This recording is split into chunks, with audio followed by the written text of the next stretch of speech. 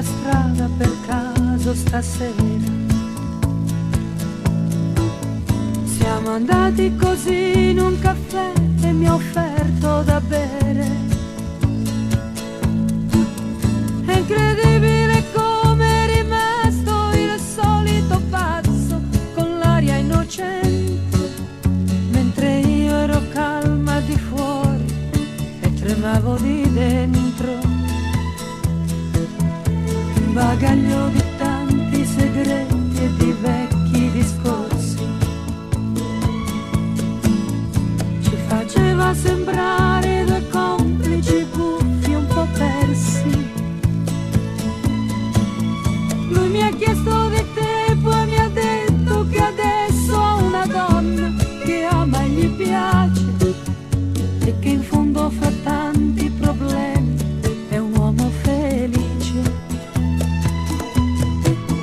Sai, non so che cosa sia, forse un po' di gelosia, ma mi spiace saperlo felice anche senza di me.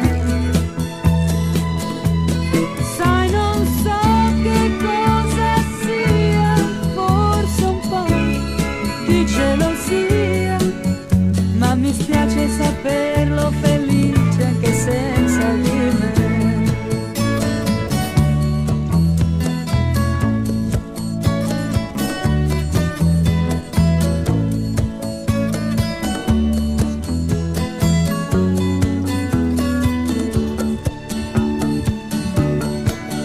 Era strano però rivederlo così da vicino,